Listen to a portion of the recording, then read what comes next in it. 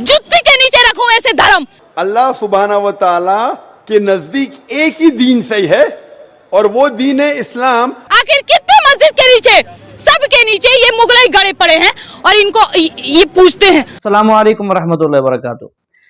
Guys, आज की video में आप देखेंगे इंडियन लिबरल किस्म की खातून खुशबू पांडे, वो अपनी वीडियो में कहती हुई नजर आती है कि मैं इस्लाम को अपने जूते की नोक पर रखती हूँ, नौजुबिल्ला। और साथ में कहती है कि ये मुसलमान मस्जिदों में जाकर इबादत करते हैं, हालांकि मस्जिदों में कुछ और अंदर गड़े हुए हैं, यानी कोई ऐसी मूर्तियां रखी हुई हैं जहां मुसलमान जाकर उनको पूजते हैं। हालांकि ये बात गलत है और इसको ये बातें नहीं करनी चाहिए। इख्तलाफ अपनी जगह ठीक है, आप हिंदू हो, मुसलमान के साथ इख्तलाफ रखती हो, लेकिन ऐसा मत करो कि इस्लाम के बारे में इतनी बड़ी बड़ी बातें कहो। तो आइए गाइस, ये वीडियो देखिए और इसके बाद फिर सुनते हैं डॉक्टर जाकिर नाइक साहब इसको क्या जवाब देते हैं।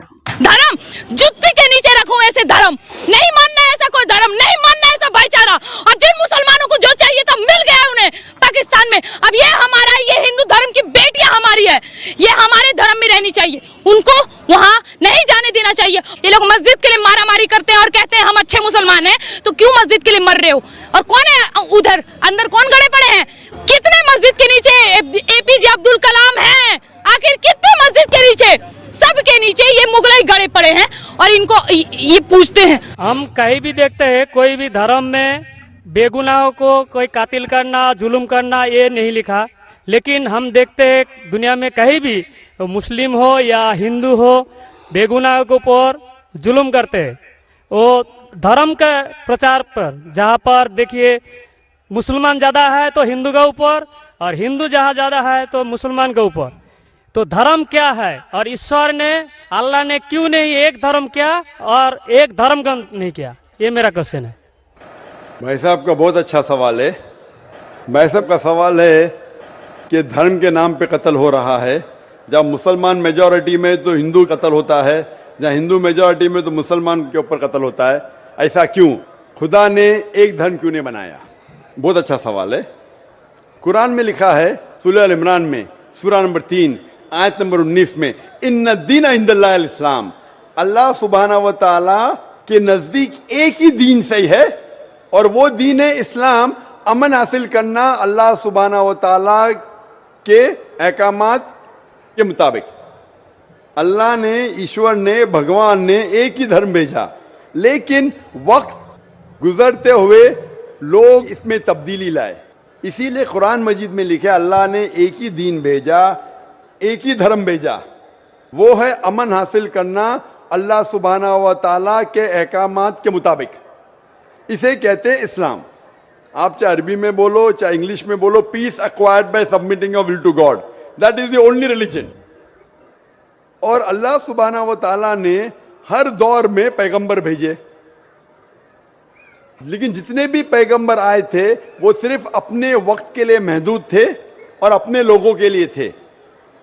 और जब भी पैगंबर भेजे, जब भी किताब नाजिल हुई, लोगों ने किताब को बदला और उसमें तब्दीली लाए और एक नया मजहब पैदा हो गया, एक नया दीन पैदा हो गया। तो अल्लाह ने एक नई किताब भेजी, नया पैगंबर भेजा, लोगों ने उसके ऊपर अमल किया।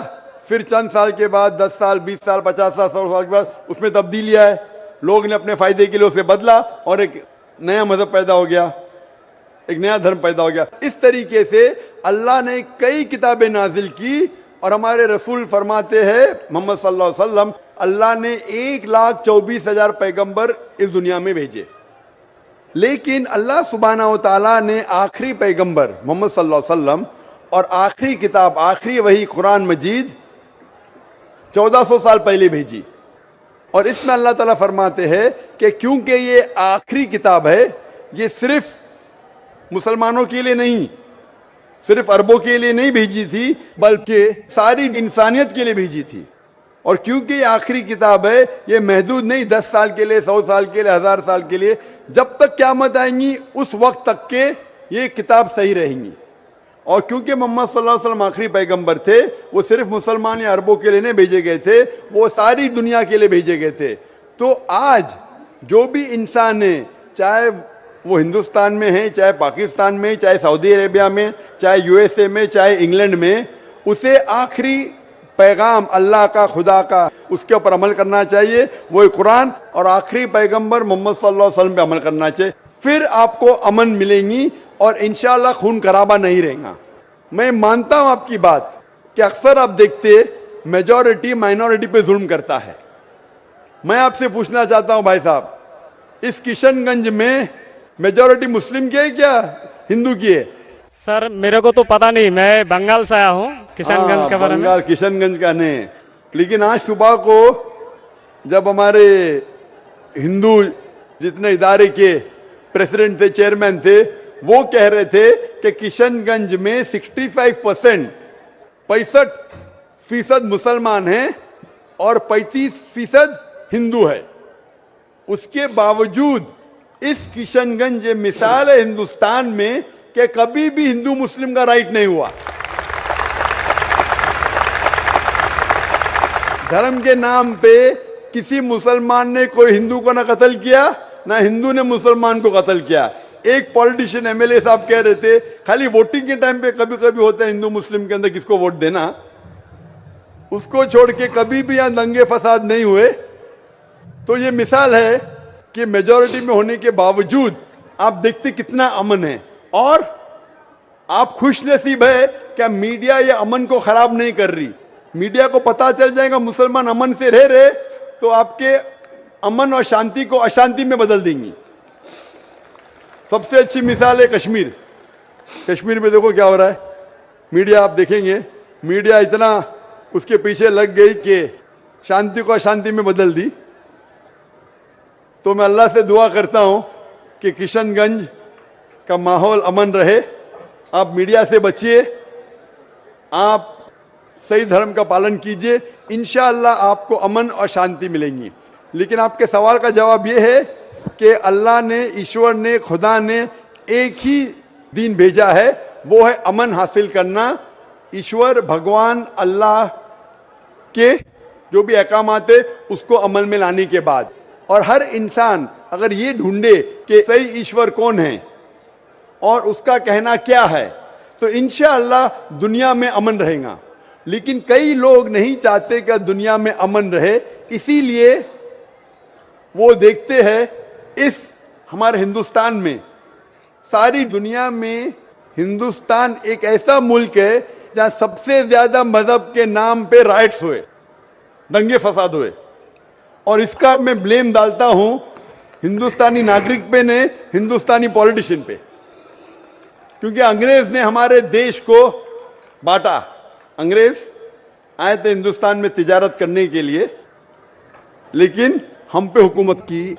उनकी पॉलिसी थी डिवाइड एंड रूल, हिंदू मुस्लिम को डिवाइड किया और हम पे राज किया। अंग्रेज तो चले गए, अपनी राजनीति छोड़ गए पीछे। इसीलिए मैंने एक तकरीर किया हूं, इस टेररिज्म मुस्लिम मोनोपोली, और कहा जितने भी आप दंगे फसाद देखेंगे दुनिया में, जितने भी टेररिस्ट एक्ट डायरेक्टली और इनडायरेक्टली कहीं ना कहीं पॉलिटिशियन का हाथ है। चाहे बाबरी मस्जिद लो, चाहे गुजरात लो, चाहे 9/11 लो, चाहे अफगानिस्तान लो, चाहे इराक लो, चाहे पैलेस्टाइन लो, ये सब में राजनीति का हाथ है। लोग चाहते हैं कि हमारे वोट बैंक में लोग हमें वोट दे, तो सबसे आसान तरीका है कि आपस में लड़ाओ मजहब के नाम पे। नहीं तो आमतौर पे मैं समझता हूं हिंदुस्तानी जो नागरिक है, हिंदू और मुस्लिम, माशाअल्लाह आपस में अमन चाहते, आपस में एक दूसरे से प्यार करते। लेकिन इस शांति, इस अमन को अक्सर कुछ लोग अपने फायदे के लिए इसको तोड़ना चाहते हैं, इसको भ्रष्ट करना चाहते। इसीलिए आप देखते कि ये राइट्स होते हैं। अल्हम्दुलिल्लाह किशनगंज एक मिसाल है, और मैं दरखास्त करूंगा किशनगंज के पॉलिटिशियन से कि इस अमन को इंशाअल्लाह बरकरार रखे। आप हक पे रहो, आपको वोट मिलेगा, यहां नहीं मिलेगा, ऊपर तो सीट मिलेंगी। मैं हमेशा पॉलिटिशियन से कहता हूं आप हक पे जमे रहो, चाहे आपका नुकसान हो। यहां सीट नहीं मिलेंगी, ऊपर तो मिलेंगी। ये सीट तो टेम्परेरी है, ये सीट आपकी दुनिया की टेम्परेरी है। कितने साल जिएंगे आप? 50 साल, 60 साल, 80 साल, कितने साल जिएंगे? ऊपर की तो परमानेंट सीट है ना। ये सीट को छोड़िए, आखिरत की सीट की फिक्र कीजिए। तो इसीलिए जो ईश्वर का पैगाम है, खुदा का पैगाम है, अल्लाह का पैगाम है, हक पे रहिए और हक का साथ दीजिए। चाहे आपको यहाँ सीट मिली का नहीं मिली, आखिरत में तो मिलेंगी और वो हमेशा आपके साथ रहेंगी। Hope that answers the question.